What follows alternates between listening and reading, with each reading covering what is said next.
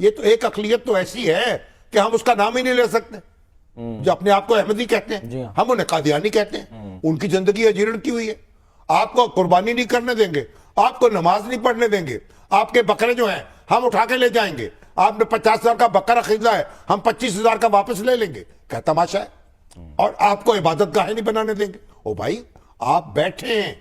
یہ ہمارے حافظ نعیم الرحمان صاحب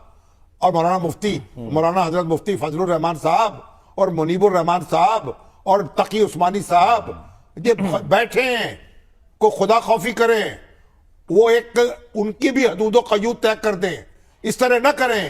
یہ پاکستان کو ہندوستان بنا دیں، ہندوتوا والے یہاں دندراتے پھریں اور آپ چین سے بیٹھے رہیں۔ ہر شخص جو پاکستان کا شہری ہے، کسی مذہب سے تعلق رکھتا ہو، کسی نسل سے تعلق رکھتا ہو، کسی علاقے کا رہنے والا ہو، اس کی جان، اس کی السلام علیکم جی معزز ناظرین و سامعین، آپ نے مجیب الرحمان شامی صاحب جو کہ ایک سینئر صحافی ہیں، بڑے قابل عزت قابل تکریم ہیں، ہم سے بڑے ہیں، ہم ان کے بڑے ہونے کا احترام کرتے ہوئے ہم ان کی رائے سے اختلاف کرتے ہیں، ان کی اس انداز فکر سے اختلاف کرتے ہیں، کیونکہ ان کی یہ بات قرآن کے بھی خلاف ہے، سنت کے بھی خلاف ہے، آئین پاکستان کے بھی خلاف ہے۔ یہ جو کہہ رہے ہیں کہ ان کو قادیانیوں کو اقلیتوں والے حقوق ملنے چاہیے، بہرحال میں آپ اپنے انداز میں ان سے کچھ سوالات کرتا ہوں کہ مجیب الرحمان شامی صاحب یہ جو کہہ رہے ہیں کہ ان کو اقلیتوں کے حقوق ملنے چاہیے، تو کیا میں آپ سے شامی صاحب سے کہتا ہوں کہ کوئی بندہ اگر آپ کا ہمسایہ ہو اور آپ کے گھر کے ارد گرد اس کا گھر ہو اور وہ آپ کے گھر کی ملکیت کا دعویٰ کر دے کہ میں اس گھر کا مالک ہوں جس گھر میں مجیب الرحمان شامی صاحب رہتے ہیں، حقیقت میں وہ اس گھر کا مالک نہ ہو، تو کیا آپ شامی صاحب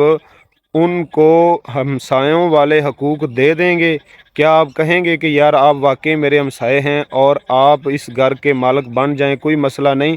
تو یہ سادہ سا سوال ہے اور سادہ سا اس کا جواب ہے کہ کوئی بھی بندہ ایسا نہیں کر سکتا کہ جو اس کا اپنا ذاتی گھر ہے وہ اس گھر کو دوسرے کے لیے کیسے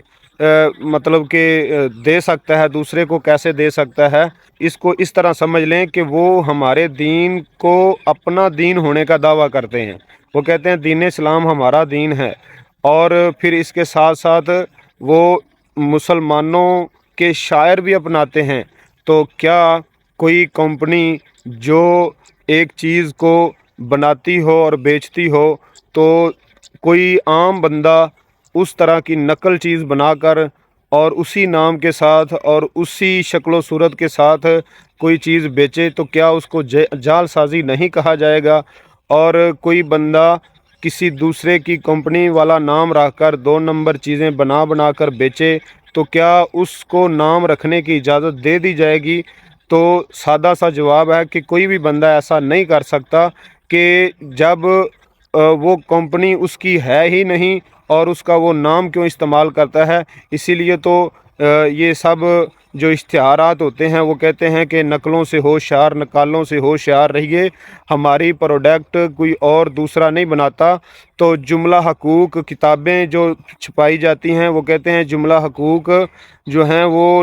بحق ناشر محفوظ ہیں۔ تو کیا کوئی بندہ کسی کی اجازت کے بغیر کسی کی کتاب کو شائع کر سکتا ہے؟ تو ان سب باتوں کا جواب یہ ہے کہ ایسا نہیں ہو سکتا۔ تو کیا جو قادیانی ہیں وہ ہمارے دین اسلام کو اپنے دین اسلام کے طور پر وہ پیش نہیں کرتے؟ ہمارا دین تو وہ ہے جس کے بارے میں اللہ تعالیٰ نے فرمایا الیوم اکملت لکم دینکم واتممت علیکم نعمتی۔ یہودی کہتے ہیں کاش یہ دین ہمارے لیے پورا ہوتا۔ وہ یہودی ترس رہے ہیں اس دین کو اپنانے کے لیے یا اپنے طرف منسوب کرنے کے لیے، اور ان قادیانیوں نے شوق سے اور آرام سے اس دین کو اپنے قبضے میں لینے کی کوشش کی ہے۔ تو میرے قابل قدر قابل احترام شامی صاحب، میں آپ سے یہ گزارش کرتا ہوں آپ اس پر تھوڑا سا سوچیں کہ جو بندہ آپ کی چیز کو اپنی ملکیت ہونے کا دعویٰ کرے تو کیا آپ اس کو انسان ہونے کے ناطے کیا اس کو حقوق دیں گے ہمسایوں والے؟ اور اس کے ساتھ اگر کوئی بندہ کہے کہ میں آرمی چیف ہوں، میں جناب صدر پاکستان ہوں، یا ایک بندہ کوئی ریاست کے اندر ریاست بنا لے اور کہے کہ یہ ہماری ریاست ہے، تو کیا اس ریاست کے اندر ریاست بنانے والے کو اس کی ریاست چلنے دی جائے گی؟ ان ظالموں نے تو ہمارے دین کے اندر ایک دین بنا لیا ہے اور اس دین کو صحیح دین وہ شمار کرتے ہیں۔ تو شامی صاحب، آپ مرزا قادیانی کے بیانات اور ان کی کتابوں سے حوالہ جات پڑھیں، ان کی عبارتیں پڑھیں، اور وہ تو آپ کو اور ہم سب کو نعوذ باللہ وہ کہتا ہے کہ تم مطلب کہ جو مجھ کو نہیں مانتے نبی، وہ خنزیروں کی اولاد ہیں، وہ حرام زادے ہیں۔ تو جو ہمیں حرام زادہ کہے، جو ہمیں نعوذ باللہ خنزیروں کی اولاد کہے، تو کیا ہم ان کو انسانیت والے حقوق دیں گے اور ان کو اقلیتوں والے حقوق دیں گے؟ تو میرے قابل احترام، سب سے بنیادی بات یہ ہے کہ ان کو اقلیتوں والے حقوق تب مل سکتے ہیں جب وہ کہیں کہ ہم اقلیت ہیں، ہم کافر ہیں، جیسے کہ آئین پاکستان نے کہا ہے، جیسے قرآن و سنت کا اجماعی عقیدہ ہے کہ جو حضرت محمد صلی اللہ علیہ وسلم کے بعد کسی کو نبی یا رسول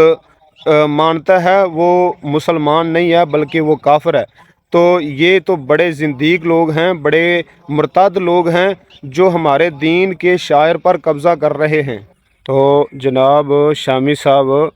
ان کو پہلے یہ بات منوا لیں کہ یہ امتناع قادیانیت جو ہمارے ملک کے اندر بل پاس ہوا ہے اس کو وہ مانتے ہیں،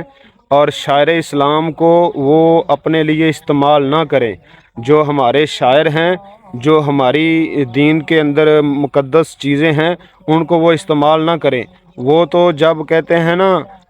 آقا علیہ الصلوۃ والسلام، جب ہم کہتے ہیں آقا علیہ الصلوۃ والسلام یا وہ کہتے ہیں، تو ہماری مراد تو حضرت محمد صلی اللہ علیہ وسلم ہوتے ہیں جو ہمارے نبی ہیں، اور ان کی مراد نعوذ باللہ وہ مرزا قادیانی ہوتا ہے۔ اور جب ہم ام المومنین کہتے ہیں تو ہماری مراد حضرت محمد صلی اللہ علیہ وسلم کی کوئی بیوی ہوتا ہے، اور ان کی مراد مرزا قادیانی کی کوئی بیوی ہوتا ہے۔ تو اس لیے وہ ہمارے شاعر کو اپنے لیے استعمال کرتے ہیں، تو بالکل بھی ان کے لیے ذرا بھی نرمی نہیں ہونی چاہیے، اور ان کے لیے بالکل بھی ہمارے دین نے رعایت نہیں رکھی۔ تو جب تک وہ اپنے آپ کو مرتد نہیں تسلیم کرتے یا اپنے آپ کو غیر مسلم تسلیم نہیں کرتے، اس وقت تک ان کو اقلیتوں والے حقوق نہیں دیے جا سکتے۔ اگر ان کو ایسے ہی رہنے دینا ہے تو پھر حضرت ابوبکر صدیق نے مسلمہ کذاب کے ساتھ اور ان کے ساتھیوں کے ساتھ جہاد کیوں کیا تھا؟ تو یہ ہمارا دین اس معاملے کو ذرا بھی نرمی نہیں دیتا، اس لیے ہمیں اپنے دین اسلام کو سامنے رکھتے ہوئے اپنے اس عقیدے کو درست رکھنا چاہیے۔ اس چیز کو بڑے لوگ نارمل لیتے ہیں، یہ عام کافر نہیں ہے بلکہ یہ مرتد ہیں، زندیق ہیں بالکل۔ ان کو پہلے کافر منوایا جائے اور پھر ان کو کافروں والے حقوق دیے جائیں۔ لیکن مسئلہ یہ ہے کہ وہ خود کو کافر، غیر مسلم اور اقلیت مانتے نہیں۔ اگر وہ مان لیں اپنے آپ کو، تسلیم کر لیں کہ باقی ہم غیر مسلم ہونے کی حیثیت میں اقلیت میں شامل ہیں، تو انہیں کسی کمیشن کا ممبر بنانا یا کسی جگہ نمائندگی دینا اپنے مذہب کی حد تک وہ قابل قبول ہو سکتا ہے۔ لیکن اگر وہ خود کو غیر مسلم تسلیم ہی نہ کریں تو ان کا کسی بھی کمیشن میں آنا یہ مسلمانوں کے لیے قابل برداشت اور گوارا نہیں ہے، نہ ایسا ہونا چاہیے۔ اگر اب یہ کہا جائے کہ جی وہ چونکہ مسلمان بھی اس کو ممبر مقرر کیے گئے ہیں،